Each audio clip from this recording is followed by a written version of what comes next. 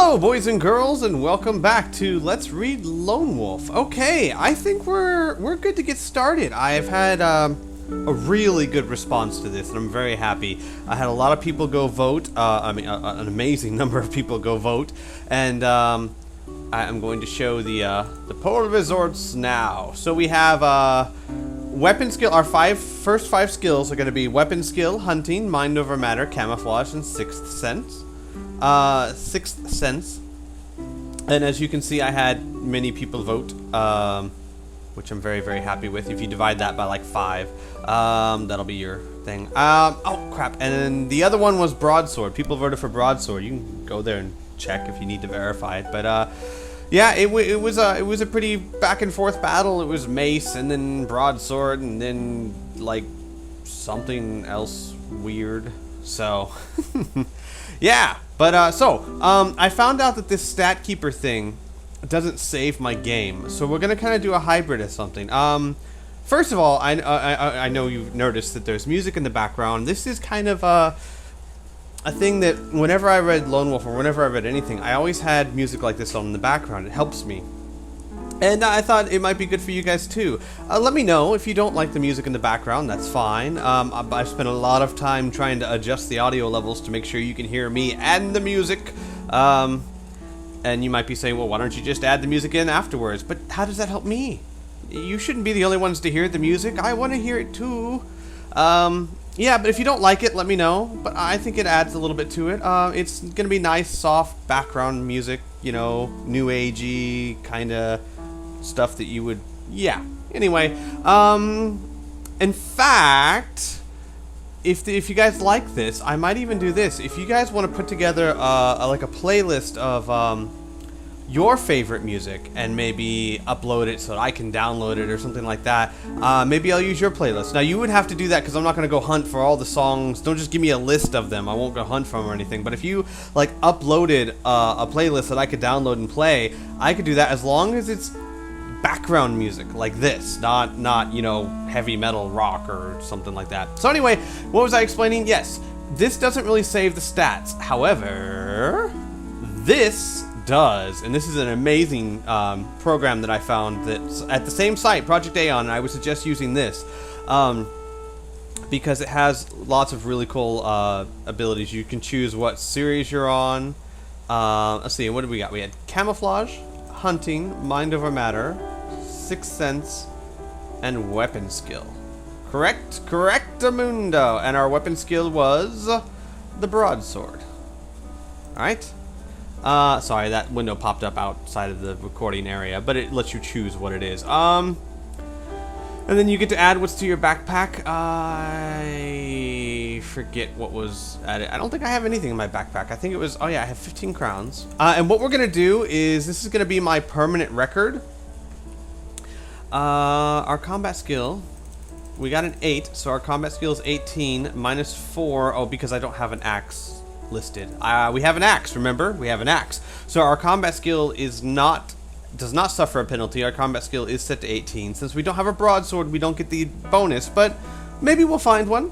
Maybe. And of course, we got a 9 on our endurance roll, so we have 29 endurance points. And see, it comes up here, and then I can raise and lower the endurance points when it comes to combat. And I'll have a complete list of special items. I have backpacks. Now, here's the cool part. When we get special items, you click on, you know, this, and then, like you type in sword, because that's your special item. And then over here, it will, you give the properties, like for example, is it a bow, is it an axe, is it the summer sword, which we'll worry about that later. Notes, like what special things it does for you. And over here, you can say, let's say it gives you +2 to combat skill. Alright, then you save it, and it'll automatically, see that? It'll add the +2 to your combat skill up here. Isn't that cool? So, we subtract that because we don't have special items yet. So that's really neat. This is a really cool system that you guys need to use. This will be the permanent record, and what we will do is, for convenience purposes, so that we don't have to keep flipping back and forth unless we need to, we're going to use this during the actual session. So what we'll do is we'll type in, you know, 18 for our combat skill. We have an axe right here. Axe. Oh, you know what? Wait. mind over matter, weapon skill, sixth sense, hunting, camouflage. There we go. And then of course broadsword. And then let's see what you go to. Right? Yes. Okay, I'm on the right one. You go to inventory. So what I'll do is I'll add these in. You know, at the beginning of each session, so that we can use this for quick reference. You know what I mean? Then we go back to battle, not battle, character.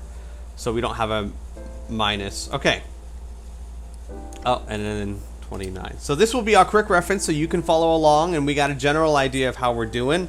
And we'll use this during the sessions, and then what I'll do is at the end of every session, I will update my records in the permanent record. And of course, if I need to refer to the permanent record for like what a special item does and things like that, I'll have it open and ready to go. And then we'll use this for the battles, and we'll use it for the random number generator and such. Okay? All right. So I think we are good to go, folks. We're set up. We got our gold. We got our I have to check and see if I have anything in my backpack real quick. Hang on. Alright, I just checked my backpack. We got nothing but gold and an axe. Hooray for us. We're off to a great start, aren't we? Just a special note for anyone who's listening to the audio version of this. I know that it might be a little confusing if you can't see the action chart and everything, but I will do my best. But this audio version is more of an added addition to anyone who wants it.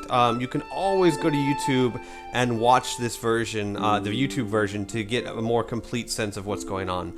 Alright, and if there's any pictures that you need to know, I will do my best to describe them, but yeah. So, shall we start, guys? Let's go get to the capital city. Alright. You must make haste, for you sense it is not safe to linger by the smoking remains of the ruined monastery. The black-winged beast could return at any moment. You must set out for the Somalian capital of Holmgard, and tell the king the terrible news of the massacre, that the whole elite of Kai warriors, save yourself, have been slaughtered. Without the Kai lords to lead her army, Summerlund would be at the mercy of their ancient enemies, the Dark Lords. Fighting back tears, you bid farewell to your dead kinsmen. Silently, you promise that their deaths will be avenged. You turn away from the ruins and carefully descend the steep track. At the foot of the hill, the path splits in two directions, both leading into a large wood. Alright, if you wish to use the Kai Discipline of Sixth Sense, turn to this page. If you wish to use the right path, go to that page. If you wish to use the left path. I don't know if I should, like, list all the choices. I'll just list, like, the choice I'm going to choose. Obviously, we have Sixth Sense, so we're going to use it, because that'd be crazy not to. Your Sixth Sense has warned you that some of the creatures that attack the monastery are searching for the two paths for any survivors of their raid, but you can avoid both tracks by making your way through the undergrowth of the woods. Well, that just makes sense, doesn't it? If you wish to cut through the heavier foliage towards the northeast, yes, I do. Alright, so turn to this page. You have cut your way through the thick undergrowth for nearly half an hour when you hear the beat of wings high above the trees. Looking up, you can just make out the shape of a Kran approaching from the north. It is one of the monsters that attacked the monastery, and on its back are two gray-skinned creatures armed with long spears. These are mountain gaks, evil servants of the Dark Lords, full of hatred and malice. Many centuries ago, their ancestors were used by the Dark Lords to build the infernal city of Helgedad, which lies in the volcanic wastelands beyond the Derncrag range of mountains. The construction of the city was long and torturous, and only the strongest of the Gaks survived the heat and poisonous atmosphere of Helgedad. Hidden by the trees, you freeze, keeping absolutely still as the Kran passes overhead and disappears towards the south. When you are sure it is gone, you move off once again into the forest. You have covered about a quarter of a mile when you hear shouting and a noise like thunderclaps ahead. Edging nearer, you soon make out a clearing that you recognize to be the site of the ruins of Ramus, an ancient forest temple. A war party of Gaks, some 25 or 30 strong, are attacking the ruins from all sides. Many more of the Gaks are dead or dying among the broken pillars of marble, but still they assault whatever is hidden inside. Suddenly, a bolt of blue lightning rips through the front ranks of the Gak, sending the armor-clad creatures tumbling in all directions. A Gak, taller than others and dressed from head to foot in black chainmail, curses at his troops and whips them forward with a barbed flail. With the weapon ready, you move to the edge of the clearing under the cover of the thick foliage and try to catch a glimpse of the defenders. To your amazement, the ruins are being defended by a young man no older than yourself. You recognize his sky blue robes embroidered with stars. He is a young Thurgist of the Magicians Guild of Toran, an apprentice in magic. Again, names, me, don't match. So we have a picture of this young guy wearing his twinkly robes. Looks more like a nightgown to me. 5 Gaks charge forward, their spears raised to stab the apprentice as he hurriedly retreats deeper into the ruins. You see him turn and raise his left hand just before a bolt of blue flame shoots from his fingertips into his snarling Gak soldiers. Close to where you are hidden, you see a Gak scuttle past and climb one of the pillars of the temple. He has a long curved dagger in his mouth, and he is about to jump on the young wizard standing below. If you wish to shout warning to the wizard, turn to this page. If you wish to run forward and attack the Gak when he jumps, turn to page 55. If you wish to pick up a chunk of temple marble and throw it at the Gak's head, or if you would rather leave the battle area. Yeah, because I want to just abandon this guy. That's a good idea. Alright, I would say that throwing the chunk of marble has a big chance of missing, whereas if I rush out there and attack him, I'm sure I can engage him and protect this mage's back, so I'm going to run out and attack him. Just as the Gak makes his leap, you race forward and strike out with your weapon, knocking the creature away from the young wizard's back. You jump onto the struggling Gak and strike again. Due to the surprise of your attack, add 4 points to your combat skill for the duration of this fight, but remember to deduct it again as soon as the fight is over. Yay! So we are at a combat skill of 22 for this fight. The Gak has a combat skill of 9 and an endurance of 9. Yeah, I think we got this. Alright. He has a combat skill of 9, an endurance of 9, and we's about to kick some butt, I think. Battle! He's dead. One battle, I lost no endurance, and I slaughtered him. As you can see, it automatically just rolls the number and deducts points from both sides. And I killed him, which makes sense, right? He was on his back, he can't fight that well, and I'm awesome. So, hurrah. Upon seeing you emerge from the woods, the Gak officer shouts, "Ookat! Ookat!" to his cowering troops, who flee the ruins and run to the safety of the forest. Shaking his mailed fist at you, the black-clad Gak screams, "Reneg Rogak Ok Orgadaka Okak Rogak Gaji." Okay, I'm sorry, I don't speak Russian. Before leaving, surveying the scene of the battle, you count over 15 Gak dead lying among the broken pillars of Ramos. The young wizard wipes his brow and walks towards you, his hand extended in friendship. He is a young, blonde-haired youth with deep, brooding eyes. His face is lined with exhaustion and the grime of battle, and his long sky-blue robes bear evidence of living rough in the wilds.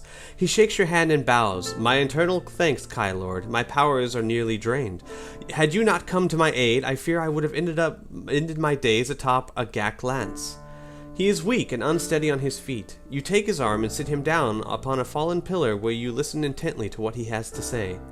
"My name is Baindon. I am a journeyman of the Brotherhood of the Crystal Star, which is the Magicians Guild of Toran. My guildmaster has sent me to your monastery with this urgent message." He removes a vellum envelope from inside his robes and hands it to you. As you see, I have opened the letter and read the contents. When the war started, I was on the highway with 2 traveling companions. The Quran attacked us and we lost each other in the forest during the escape. The letter is a warning to the Kai Lords that the Dark Lords have mustered a vast army beyond the Durncrag range. The Guildmaster urges the Kai to cancel the celebrations of Pheromon and prepare for war. "I fear we were betrayed," says Baindon, his head bowed in sorrow. "One of my order, a brother called Vonatar, has explored the forbidden mysteries of the black art. 10 days ago, he denounced the Brotherhood and killed one of our elders. He has since disappeared. It is rumored that he now aids the Dark Lords." You tell Baindon of what has happened at the monastery and of your mission to warn the king. Silently, he removes a golden chain from around his neck and hands it to you. The chain is a small crystal star pendant. "It is the symbol of my brotherhood, and we are both truly brothers in this hour of darkness. It is a talisman of good fortune. May it protect you on the road ahead." You thank him and place the chain around your neck and slip the crystal star inside your shirt. Remember to mark this on your action chart. Baindon bids farewell. We must leave this place, lest the Gax return with more of their loathsome kind, and put an end to us. I must return to my guild. I bid you farewell, my brother. May the luck of the gods go with you.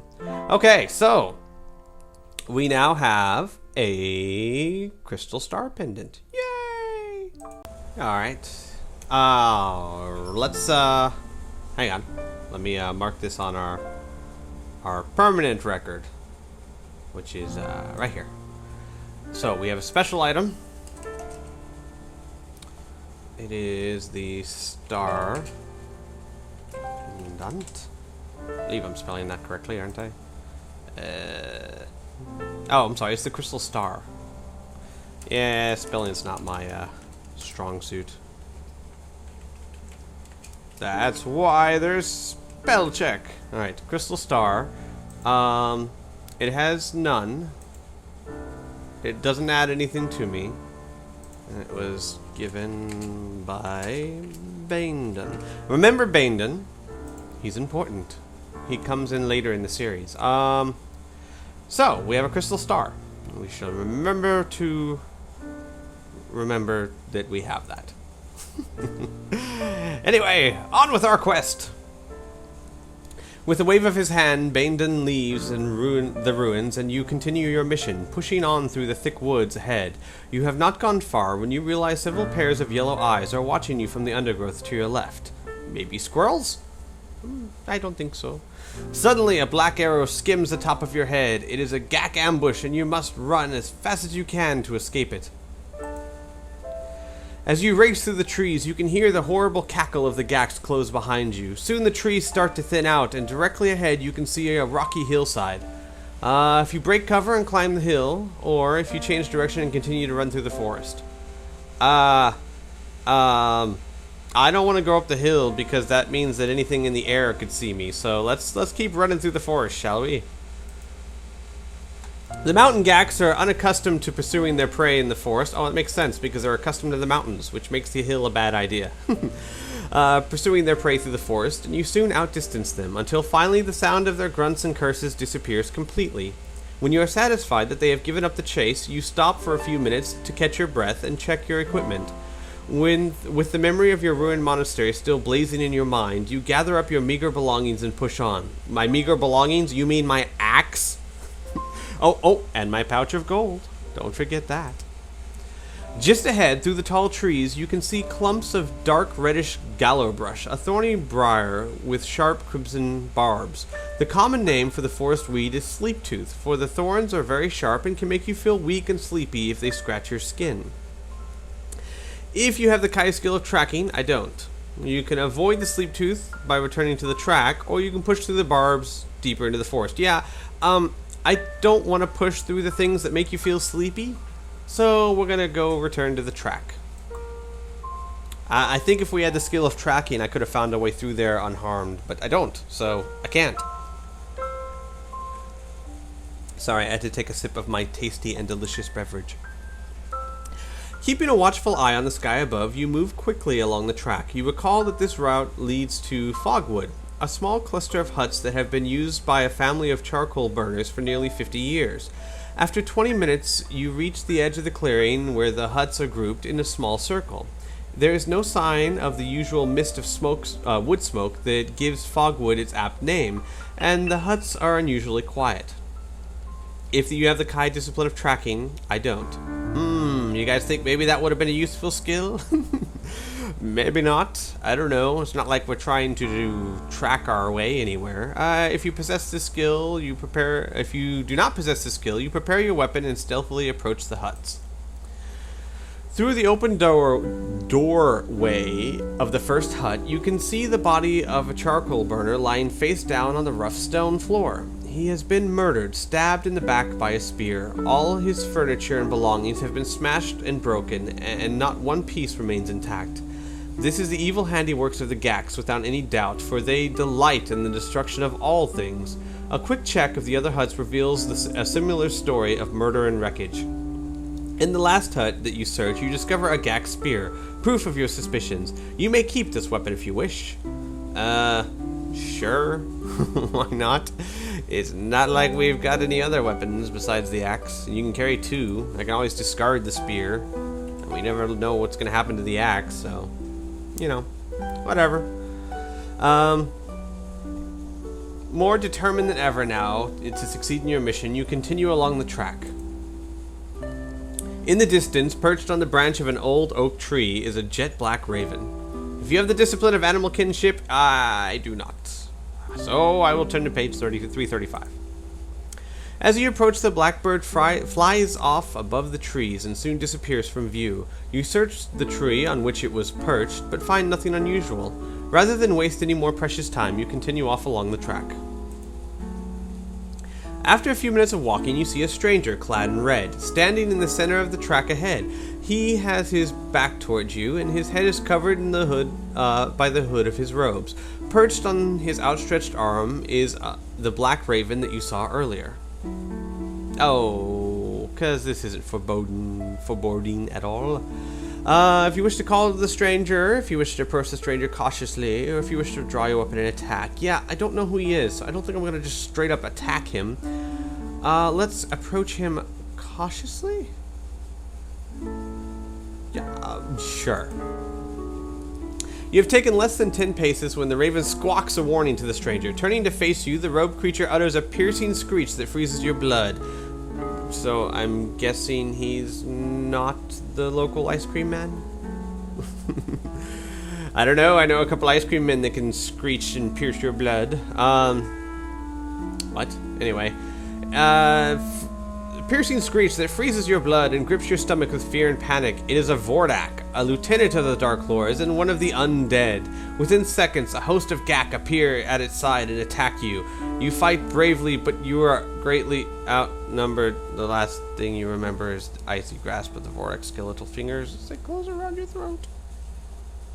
I think we're gonna back up a little bit. How about that? How about that? How about we back up a little bit, Alright, gosh, I did talk about punishments for, if I die. You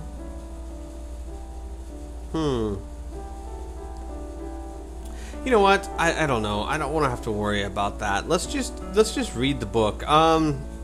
Because especially like in situations like that where you could die just because you chose the wrong decision, I don't know. And I really couldn't come up with a good punishment. Some people said read in a weird way, but that would kind of ruin the reading experience and maybe lose a special item. But sometimes special items can be really cool, and I don't know. Let's just go back and reload. Treat it like any other game, shall we? How about we call to the stranger? Well, because once again, we don't know that we should draw a weapon attack. Let's just call to the stranger. As your voice echoes through the trees, the stranger slowly turns to face you. Your heart pounds and your blood freezes as you realize that the stranger is not human. It is a Vordak, a hideous lieutenant of the Dark Lords and one of the undead. A piercing scream fills your ears, and the creature raises a huge black mace above its head and charges at you. Really? Why doesn't it call the Gax like it did last? Oh, whatever. I'm not going to complain. Frozen with horror, you can also feel the Vordak attacking you with the force of its mind. Deduct 2 points from your combat skill unless you have the Kai discipline of Mind Shield. You must fight this creature. It is immune to Mind Blast. Well, crap. I don't have Mind Shield, so I deduct 2 from my combat skill. So right now my combat skill is a 16. His combat skill is an 18, which means we are at a disadvantage, folks. Disadvantage. He's got a combat skill of 18, an endurance of 26. Alright, well, let's see how this works, folks. Oh! I lost nothing? He lost 6. Alright, that works, right? Cool. Alright, so he lost 6. Wait, what? What happened? What? I'm confused here. What's going on? What? Alright, hang on.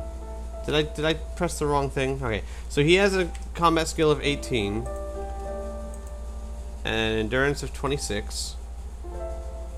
Alright. Oh, that's why. I didn't add my endurance up here. That's what I gotta do. So this is the current, and this is your total. Alright, so now let's battle. Oh, sweet. I must have got a really good hit on him, because I knocked him down to 15, and he lost 11 points. I lost nothing. I must have rolled like a awesome number. Okay, I lose 4 points. He loses 4 points, so he's down to 11. We're down to 25. And he's down to 0. Oh, wow. Lucky us. No, that was really lucky, folks. So we're down to 25. That's a really tough fight usually. So we only lost 4 endurance points. We got pretty lucky on that one.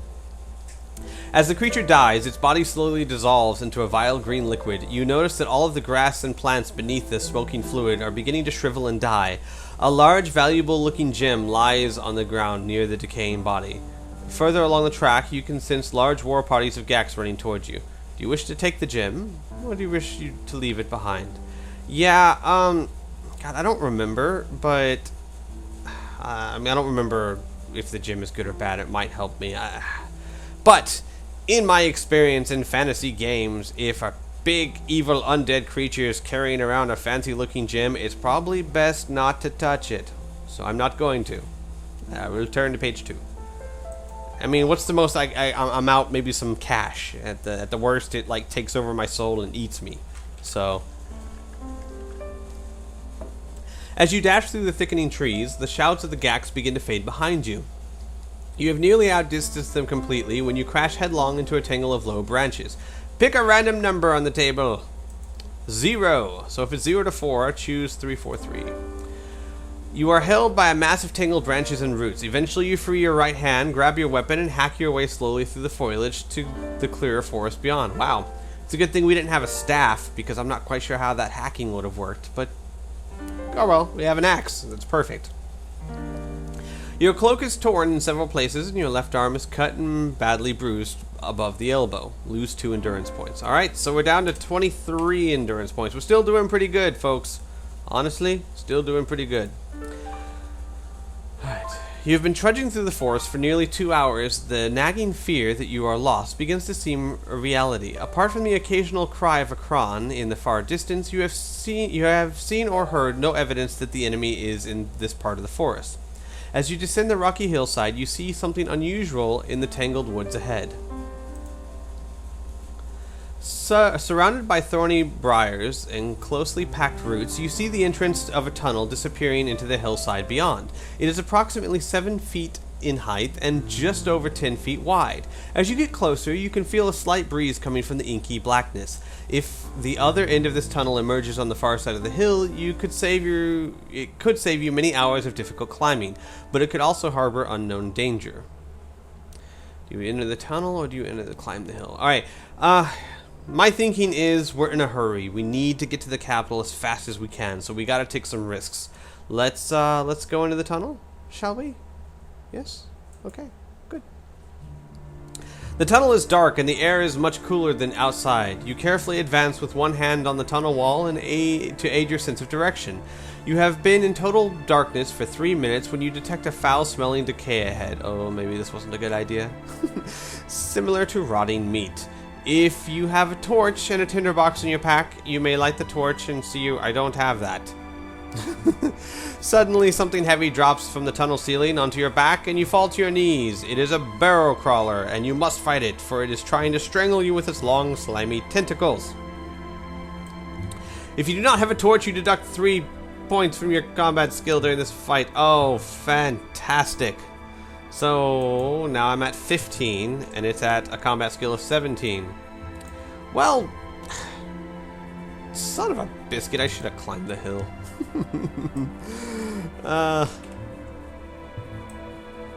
Oh, it only has an endurance of 7. Well, that's good, at least, right? Okay, so it's got a combat skill of 17 and endurance of 7. We have a combat skill of 15, endurance of 23. Let's do this.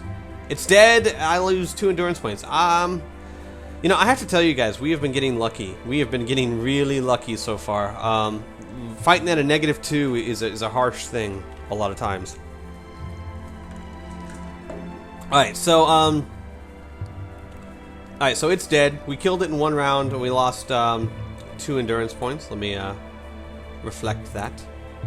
We're at 21. And keep on going. The slimy creature lets out a long, ghastly death cry and collapses. You are near to panic and scramble to your feet, grabbing what you think to be your belt from the jaws of the dead beast. You can see the light in the far distance, and you sprint for it as fast as you can. When you finally emerge into the daylight, you fall onto the leafy ground and fight for breath in painful gasps. Slowly sitting upright, you notice that you are still wearing your belt, and you had not lost it after all. What you grabbed from the jaw of the burrow crawler was a leather strap and a small pouch around a sheathed dagger halfway along it. You break open the clasp and find it contains 20 gold crowns. You may take both the dagger and the crowns if you are able to. Wow! Hooray! We now have more money, because that's exactly what we needed. We have no meals, no broadsword, no healing potions, no rope, no torch, but we do have 35 crowns now. We are set for life. I'm going to go ahead and keep the spear and the axe. I don't see any reason to replace it. Feeling a little better now, you gather your equipment together and push on eastwards into the forest. The forest begins to thin out until finally you can make out a road through the trees ahead. The highway is full of people heading south. Many are wheeling their possessions along on handcarts. If you wish to join the refugees and perhaps learn more of what has happened to the north, press 30. Yes, I do. I want to find out what's going on. The people look tired and hungry. They have come many miles from their burning city. Suddenly you hear the beat of huge wings coming from the north. Kron, Kron, hide yourselves! The cry goes up along the road. Just in front of you, a wagon carrying small children breaks down, and the right wheel jams in the furrow. The children scream in panic. Look, there's a picture of children screaming, or this one child staring at his hand in amazement. I'm not really sure, but look at my hand. It's so weird and deformed. What happened to me? I'm gonna help the children. Or I could turn like a coward and run for the trees. I'm gonna help the children. You sprint towards the wagon. People are running everywhere in panic, and the Kron make their attack, carrying the poor victims off in the darkening sky. A large Kron is hovering above the wagon, and 3 snarling Gaks drop from its back onto the startled horses. You must fight them or leave the wagon and run to the safety of the nearby farmhouse. I'm gonna fight the Gaks. I gotta protect the children. The ghoulish creatures thrust their spears at you and attack. Fight these creatures as a single enemy. Hey, look, finally we get to use our normal combat skill. Oh, finally. Alright, the Gaks have a combat skill of 15. Battle. It's time to do battle. Combat skill of 15, endurance of 13. Really? All 3 of them have an endurance of 13? They suck. Alright, so let's do this. I got 18, they got 15. Let's kick some butt. Alright, I lost 2. They lost, what's that, like 8? Yeah, they lost 8. And they're dead, and I lost 2. Alright, cool. So we're at 19 endurance. We are getting drained slowly but surely, folks. Slowly but surely. I can run to the safety of the farmhouse, or I can return to the woods. What about the kids? The kids, man! Oh, well, whatever. Let's go to the farmhouse. Might be stuff there. Stuff for the looting. Kicking open the door, you dive into the farmhouse. A Kran soars overhead, letting out a shriek of victory, a victim hanging in its claws. Getting to your feet, you find yourself alone, but propped against the fireplace is a warhammer. You may take the weapon if you wish. No, I don't wish to take the... Alright, if you wish to stay in the farmhouse, if you feel it is safer in the forest, you wish to search the room further. I wish to search the room further, please. Most of the cupboards and drawers are empty. Whoever lived here took nearly everything they owned with them, but you do manage to scrape together enough fruit in the cellar for 1 meal. You may mark this on your action chart. I don't really need meals because I have hunting, but you never know.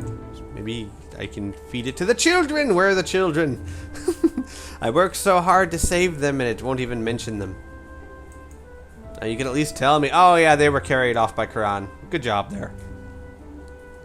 Alright. After nearly an hour, the Kran and their cruel riders vanish to the west. As the shocked refugees start to emerge from the woods, you can hear the sound of horses in the distance galloping nearer. You stay hidden and wait as the riders come closer. They are the cavalry from the King's Guard, wearing the white uniforms of His Majesty's army. If you wish to call to them, yes, I do. Or I can just ignore them. No! Maybe they can, like, escort me to the capital, yes? That would be great. The officer orders his men to halt and asks you your business. You tell him who you are and how the monastery has been destroyed. He is deeply saddened to hear your news. He offers you a horse and asks you to accompany him to Prince lp'er, the king's son. Yes, I accept. Are you kidding me?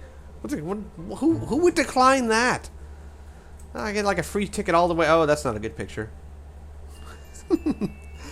Ahead of you, you can see a fierce battle raging across the stone bridge. The clash of steel and the cries of men and beasts echo through the forest. In the midst of the fighting, you see the Prince lp'er, the king's son. He is in combat with a large gray Guragaz, who is wielding a black axe above his scaly head. Suddenly, the prince falls wounded, a black arrow in his side. And the picture, that I said was not such a good picture, is a picture of exactly what was described.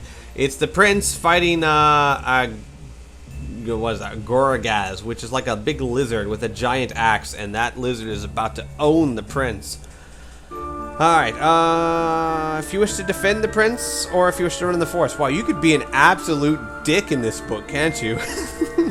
No, I'm gonna defend the prince. I'm sure I will regret it in the morning. The creature that you now face is a Guragaz, one of the race of cold-blooded reptilian creatures that dwells in the deep, treacherous Mackenmire swamps. Their favorite food is human flesh. The prince's sword lies at your feet. You may pick it up and use the weapon if you wish. The Guragaz is about to strike you. You must fight him to the death. Well, I don't have sword skill. Broadsword? No? Is there not a broadsword? Okay, fine.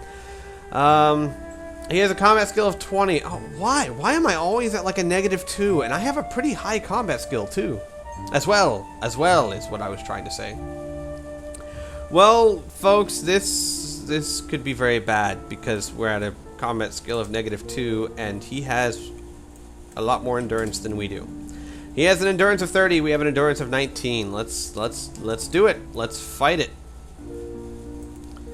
I lose 1 point, he loses 9. Wow, that was a good roll.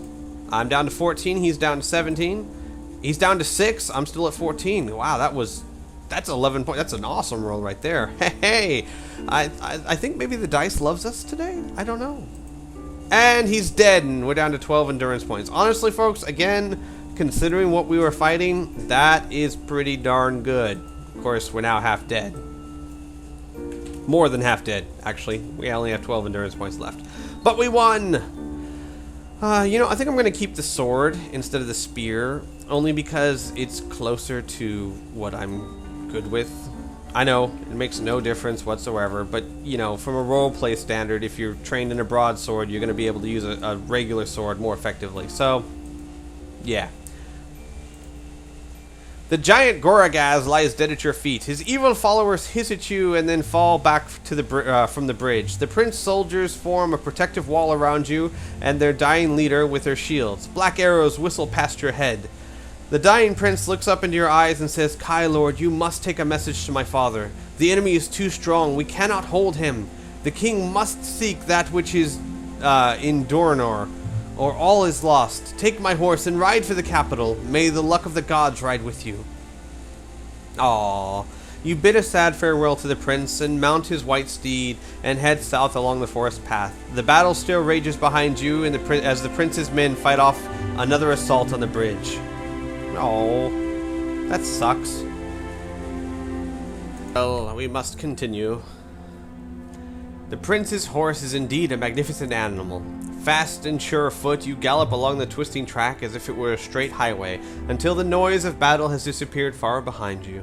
You are hungry and must eat a meal during your ride. Well, I have hunting, so no. No, I don't.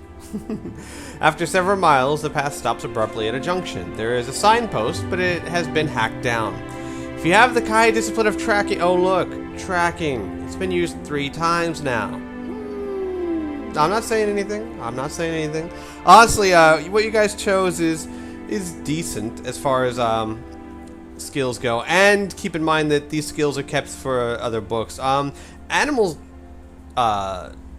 kinship was the next almost one picked, and that's a good one too, especially in later books. So, let's see. If you wish to turn left, or if you wish to go right, and I wish to go, I don't know, 0 through 4 is left and 5 to 9 is right. So we're going left.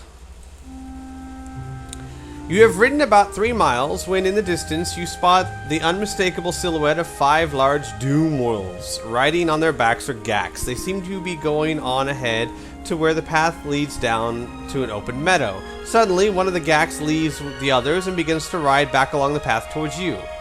If you wish to hide under the undergrowth, I have 12 hit points left. I think I'm gonna hide. I don't think anyone will blame me for that. You hide behind some thick brushes so that the Doom Wolf and its rider will not see your white horse. Luckily, it works. The beast lopes past and vanishes down the track that you have just come along. If you wish to attack the remaining Doom Wolves... What? No, I wish to press deeper into the forest. No, yes, I don't want to fight the one, so I'm going to fight 3.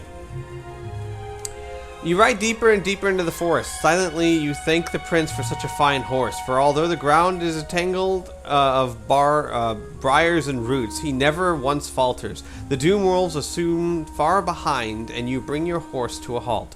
The light has faded fast, and it's almost nighttime. If you wish to press ahead, or if you wish to bear left, the same direction as the path you left far behind. Yeah, let's bear left, because we want to stay on near the road. Maybe not on the road, but near the road. You soon emerge from the woods onto the main highway. You recognize it as being the main road between the port of Tehran in the north and the capital in the south. Spurring your horse on, you estimate you'll reach the capital by morning. That's good. As you ride along the highway, you notice that light is getting worse. It will soon be completely dark and impossible to see any dangers that may lurk ahead. You decide to hide and rest at the wood's edge until morning. When you are satisfied that no one can see you, you pull your warm green cloak over you and drift off into an uneasy sleep. You are awoken by the cries of Kran high above you in the clear morning sky. Rubbing your eyes, you peer upwards through the canopy of branches to see 3 of the loathsome creatures flying off towards the north. You are sure you have not been spotted, but perhaps it would be best to leave now, just in case. You mount your horse and ride south along the highway. You have ridden several miles and have seen no sign of refugees or the enemy. You race on towards the high ridge in the middle distance. You should be able to see the capital from there. As you reach the peak, the sight that meets you on the far side is one of hope, but there is still one challenge you know you have to face. Before you are the tall, gray-white walls and glimmering spires of Holmgard, the city's banners fluttering from the battlements in the fresh morning breeze. Stretching out towards the west, the river Illidil traces its course from the mountains of the Derncrag Range to the Holm Gulf. But below the mountain peaks, you see a vast black army marching relentlessly on towards the capital. To your right, you can see the highway heading off over the rolling plain towards Holmgard. At a gallop, you could make the outer fieldworks of the city's defenses in less than an hour, but you would be in the open for most of the time and vulnerable to attacks by Kran. Directly ahead of you, the wide river drifts sluggishly towards Ildil. If you abandon your horse, you could swim towards the outer defenses under the cover of the river banks. Or there's the final alternative. To your left lies the graveyard of the ancients. These tombs are crumbling monuments to the forgotten age would conceal your approach, but it is a forbidden area. Many are the unnamed horrors that lie there in restless sleep, waiting to consume the unwary trespasser. If you wish to try your luck by highway, turn to this page. If you feel that you stand a better chance reaching the capital via the river, or if you're brave enough to risk the unknown pearls of the graveyard. I'm thinking about it. I thought about maybe leaving this up to you guys to choose. However, I think we're about like 2/3 of the way through the first book. I know, the first book's short. It's really short. It's the shortest of the series, I believe. Most books take a good 3-ish hours to get through. But this one takes like 1.5. So I was going to say maybe I should leave this up to you guys for next time, but that would mean next time is only like, 15, 20 minutes long, depending on how things work and what you have me take. And you guys will make me take the graveyard. I know you will. I only have 12 endurance points. I'm not taking the graveyard. Because I honestly, I don't remember what's there, but it's our graveyard. It's not good. I think I'm going to try my chances. Okay, if I roleplay this, I'm going to take my chances on the highway. Why? I have to get to the capital as fast as I can, which means I need to take some risks. The graveyard is too much of a risk. The river is going to be too slow. I have to abandon my horse. I have to swim. I could drown. Who knows? So I'm just going to try my luck by the highway. Why not? And by the way, if you guys are curious to see what the other paths take you, you are more than welcome to go read it. In fact, that's the whole point of this, is to try and promote this. So we're going to take the highway.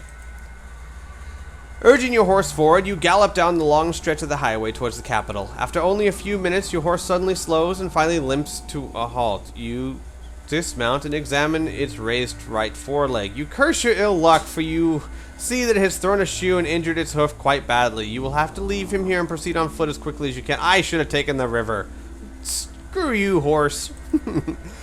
Bracing yourself for the run, you head off down the ridge at a steady pace. To the west, the army of Dark Lords looks at like a giant pot of ink The army of Dark Lords looks like a giant pot of black ink that has been spilled between the mountains and is spreading into the land below. You have been running for 20 minutes when you catch sight of a pack of doom wolves lining the shallow ridge to your right. If you decide to flatten yourself against the rocks along the side of the road until they pass, turn to 251. If you decide to carry on running but draw your weapon just in case they attack. No, I am going to hide. Because why would they see me and then not attack? Like, oh, look, it's a Kai Lord. Nah, let's not attack him. Alright, I'm going to hide. You are lucky. They do not seem to have spotted you. They slowly move on and have soon disappeared along the far side of the ridge. You continue your run. You are sweating and your legs ache. In the middle distance, you can see a group of cottages. If you wish to enter the cottage and rest for a while, yes, I do, because they might have, like, healing potions and other things that I would need badly. You stumble into the first building and fall to the floor exhausted. You can smell cooked meat. You notice a large cauldron hanging over the embers of the dying fire, and a large oak table that has been set for a meal. Whoever lived here must have left in a great hurry this morning. There is water in a jug and a loaf of fresh bread on the table. Ooh, that's inviting. If you decide to take a quick meal, if you decide to search the building, let's take us a quick meal. Yes, it smells scrumptious. Although a little overcooked, the food tastes fine, although it's not enough for a whole meal, and the clear water slacks your thirst. You have spent nearly half an hour resting in this house, and you suddenly realize the delay. Prepare your equipment and leave. No, I want to search the house too. Oh, well, what a waste. You have run about a mile when 3 soldiers appear from beneath a small footbridge. They demand you halt and drop your weapons and equipment. They are bloodstained and unshaven. Their leader is wearing the tunic of a soldier of the Turan garrison. If you possess the Kai discipline of Sixth Sense, turn to page 45. You wish to do as they say, fight them, demand to know what they want. Let's use our Sixth Sense, shall we? These men are not what they seem. The tunic of the leader is genuine, but the heavy blood stain around the collar, as if its true there is a heavy blood stain around the collar, as if its true owner has been murdered. Their weapons are not army issue, but expensive and lavishly decorated like the weapons made by the armorers of Duranor. The leader has a crossbow slung over his back. An attempt to run would be suicide. You decide that you must fight them, or you will surely be murdered as soon as you drop your weapons. Alright then, let's kick ass. They see you raise your weapon and they instantly attack you. If you decide to fight them, you must fight them all at one time. No, you fight them one at a time. Crap. Well, let's fight, and then if we get too low, we'll try and run. How's that sound? Alright, so, the first guy we're fighting has a combat skill of 15, the leader. 15, an endurance of 22. Alright, let's try this. He's down to 8, we've lost none. He's down to 2, we've lost 2, we're at 9. We lost 1, he's dead. Alright, we have 8 endurance points left, and we have 2 people to fight. But their combat skills are really low, so that's 13. Let's see if we can do this, because if we evade, we take damage without... Let's see if we can kill them. We're better than them. Let's do this. Alright, endurance 20. Alright, let's do this. What? What happened? What? What? Alright. 13. So we have +5. His endurance is 20. Let's battle. We lose no points. He's down to 8. We lose 1 point. He's dead. Alright, good. So we got him. We got 1 left, and we only lost 1 endurance point. And the last guy has an even smaller combat skill of 12. So we're at a +6. He has 20 endurance. Let's do this. Come on, guys. I know we're almost dead, but we can win this. Oh, God, darn it. Gotta restart. Alright, so his combat skill 12, endurance of 20. Let's do this! Oh, crap. We have 4 endurance points, and he has 13 left. We have 2 endurance points, and he has 4. Oh, my God. 1 more. Oh, my God. We killed him, and we have 1 endurance point left. We are literally at death's door. Alright, so, yeah, 1 endurance point. Hooray for us. Oh my god. I killed all 3 of them. Turn to page 62. Alright. The soldiers lie dead at your feet. They are bandits who were stealing from the refugees of Toran and from the abandoned houses of the farms in the area. Searching their bodies, you find 28 gold crowns and 2 backpacks containing enough food for 3 meals. They have been armed with crossbows and 3 swords. The crossbow has been damaged in the fight. The swords are untouched. You may keep one if you wish. Wow. Well, hey, we have tons of gold now. Oh my god. So we've 55, 60, 63. We have 63 gold crowns. Hurrah! Hurrah! Says I. And 1 endurance point left. Literally at death's door, folks. But man, do we have a lot of gold. Woohoo! Alright, as you reach the walls of the field works, the large oak gates open and you are quickly hurried inside. A sergeant, blood-stained and battle-weary, calls to an officer who turns and recognizes your cloak. My lord, he says, where are the other Kai masters? We are in desperate need of their wisdom. The Dark Lords press us most cruelly and casualties are high. You inform the brave officer of the terrible fate of your kinsmen and the urgency of your mission to seek the king's counsel. Without saying a word, he motions to a soldier to bring forward 2 horses. You both mount and gallop off towards the high city wall of Homeguard. You reach the main gates of the capital and stare in awe at the height of the city's walls. 200 feet high, the walls of Homeguard have withstood the ravages of both time and Dark Lords. You and the officer race through the tunnel of the inner gatehouse, 100 yards in length, and finally halt outside the doorway of the main watchtower. Great crowds of soldiers and civilians are running to and fro. If you wish to continue following the officer, so I had to take a brief pause, turn to page 3. If you feel like you stand a better chance of making your way to the King's Citadel on your own, turn to page 144. You know, when I started this book, I had originally planned to go off on my own, because you can explore the city a little bit, maybe find a shop to go spend some of this money we have, but you could also lose, you know, get into fights and stuff. And I am dragging myself by my tattered skin. I have 1 endurance point left, so I think I'm just going to keep following the officer. That way, if someone fights me, he can fight them for me. Because honestly, let's not risk it, folks. Staying close to the officer, you follow him through the arched portal and up a short flight of stairs to the long hall. Soldiers run back and forth bearing orders of ornate scrolls. 2 officers stationed around the city wall. A haggard and scar-faced man dressed in white and purple robes of the king's court approaches you and bids you follow him to the citadel. If you wish to follow this man, turn to page 196, or if you want to go into the crowded streets. Again, I don't think we could even get to the crowded streets if we tried without help. So we're following this man. Hopefully he can hold us up. Maybe drag us by our tunic or something. You follow the man into the small library off the main hall. He pushes one of the many books on the shelves which line all 4 walls, and you hear a metallic click. One section of the bookcase slowly slides back to reveal a hidden passage. If you follow the man into the passage, turn to page 332. If you do not want to and you return to the street, again, I don't think we have the strength. We're following him into the passage, folks. You walk for nearly 10 minutes along a dark and winding corridor. Really? Are you sure he's not carrying me for 10 minutes? And then start to climb a steep staircase to the small wooden door. The man presses a secret catch on the door and the door opens. You enter a large, plushly decorated bedroom with a huge marble bath that takes up one corner of the room. The man suggests that you refresh yourself here whilst he seeks an audience with the king.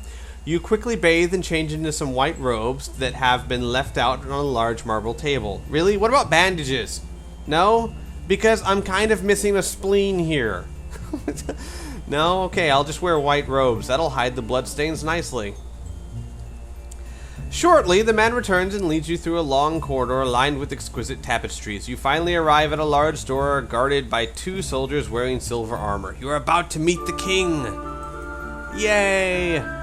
You enter the Chamber of State, a magnificent hall decorated lavishly in white and gold. The king and his closest advisors are studying a large map spread out upon a marble plinth in the center of the chamber. Their faces are lined with worry and concentration.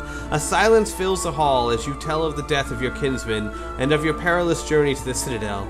As you finish your story, the king approaches and takes your right hand in his. Lone Wolf, you have selfless courage, the quality of a true Kai Lord. Your journey here has been one of great peril, and although your news comes as a grievous blow, the spirit of your determination is like a beacon of hope to us all in this dark hour. You have brought great honor to the memory of your masters, and for that we praise you. You receive the praise and heartfelt thanks of the entire hall. Yes, yes, praise me, little ones. An honor that brings a certain redness to your young face. The king raises his hand and all the voices cease. No, no, keep the praise. I like it. It's not like I'm almost losing consciousness here. You have done all that Summerlund could have asked of a loyal son, but she is in greatly need of you still. The Dark Lords powerful once more, and their ambition knows no bounds. Our only hope lies within Duranor, with the power that once defeated the Dark Lords of ages. Lies within Duranor, with the power that once defeated the Dark Lords an age ago. Lone Wolf, you are the last of the Kai. You have the skills. Will you journey to Duranor and return with the Summer Sword, the Sword of the Sun? Only with that gift of the gods may we crush this evil and save our land. If you wish to accept the quest of the Summer Sword, begin your adventures in Book 2 of the Lone Wolf Adventures, Fire on the Water. Really? Really? I have 1 endurance point. You think I'm going to be able to go get the sword? Oh, okay, fine. Congratulations, folks! We finished the first book. Now, this book is, like I said before, the shortest book. I think every other book in the series is at least, like, twice as long as this one. So, but, that being said, the books you go through them pretty quickly. Why? Because there's many, many different paths to get where you're going. So, you know, one particular path may only last a couple hours, but you can replay it. So, but yeah, so, this ends the first book, folks. I hope you liked it. This gives you a good taste of what we're in for, and as you can see, the story continues. And the second book is, is better. It just keeps on getting better. So, I'm going to go ahead and end this episode here, and then shortly after this, I'm going to upload the start of the second book. Why? Because that way you can start voting on the extra skill and other such things. Alright? Well, take care, folks.